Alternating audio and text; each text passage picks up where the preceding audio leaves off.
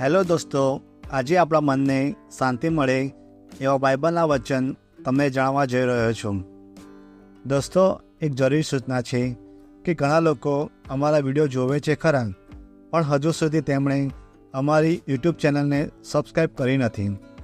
તેમને નમ્ર વિનંતી છે કે અમારી યુટ્યુબ ચેનલને સબસ્ક્રાઈબ કરી દે, જેથી દરરોજ જે નવા વિડીયો આવે છે તેમની નોટિફિકેશન તમને મળી શકે.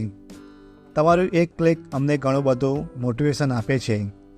તો તરત જ અમારા યુટ્યુબ ફેમિલીમાં જોઈન થવા વિનંતી છે. તો ચાલો આપણે આજના વચન શરૂ કરીએ. પહેલો પીતર અધ્યાય 5 કડી 7.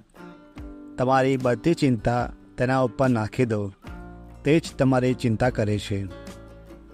રોમ અધ્યાય 16 કડી 20.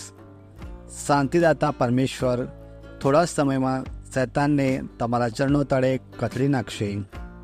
આપણા પ્રભુ ઈસુ ખ્રિસ્તની તમારા ઉપર કૃપા હો. શ્રોત સંહિતા અધ્યાય 119 કડી 165. તારા નિયમના ચાહકો માણે શાંતિ અપાર, કોઈ વાતે એમની પડતી નહીં થનાર. યશાયા અધ્યાય 26 કડી 12. ઓ પ્રભુ, તું અમને સુખ શાંતિ આપનાર છે, કારણ અમારા સૌ કાર્યોનો કરનાર તું જ છે. યોહાન અધ્યાય 16 કડી 33.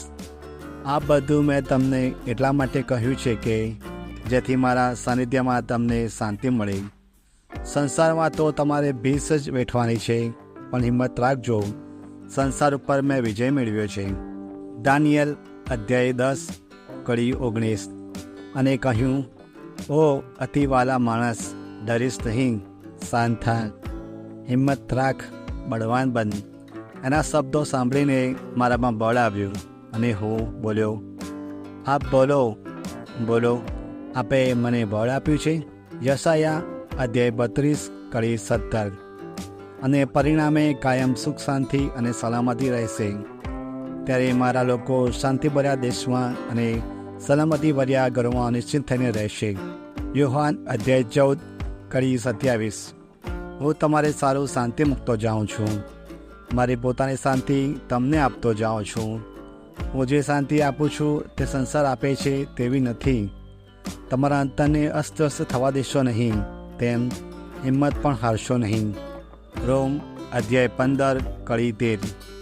સૌ આશાના મૂળરૂપ ઈશ્વર તમારી શ્રદ્ધાને કારણે તમને આનંદ અને શાંતિથી ભરી દો, જેથી પવિત્ર આત્માના પ્રભાવથી તમે આશાથી ઉભરાઈ જાઓ.